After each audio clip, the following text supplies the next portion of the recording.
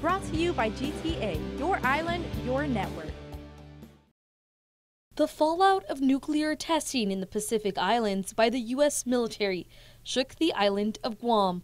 The people of Guam were exposed to nuclear fallout from the Pacific nuclear testings in the Marshall Islands from 1946 to 1962, when 66 nuclear and hydrogen bombs were detonated.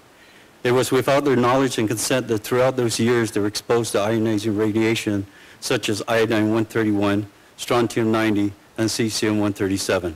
Robert Celestial, a retired sergeant of the U.S. Army and founder of the Guam Pacific Association for Radiation Survivors, testified in Washington, D.C., saying he helped decontaminate and clean up radiation in Runit Island in 1977, wearing no protective gear. And have you had cancer? No, but I have had other illnesses, diseases.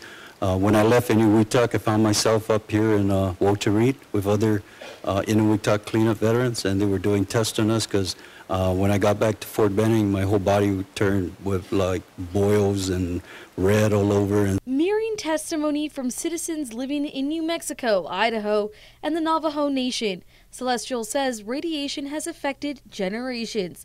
Some of his friends now battling cancer. My comrades who didn't stay in and then got out like 6 years or 5 years, and then they got sick like in 10 years, and today they're suffering with no compensation at all. And Paul Laird, a good friend of mine, he was a bulldozer operator, and he's had 6 cancers, and he asked me to speak for him, and that he is going through chemotherapy right now in Maine.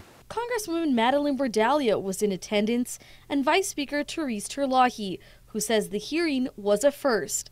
Bill 197 would amend the Radiation Exposure Compensation Act, or RECA, to include those who resided in Guam from 1946 to 1962, suffering from radiation-related illnesses, allowing free medical care and up to $150,000 in compensation. These folks that are represented here, the pictures that were shown, these are real Cold War victims, and we need to, as Senator Crapo and Senator Booker have said, we need to bring justice to this situation. Celestial is hopeful that the bill will pass with senatorial support, which would be a victory for Guam survivors of radiation. Reporting for Guam's News Network, I'm Carmen Victoria Terlahi.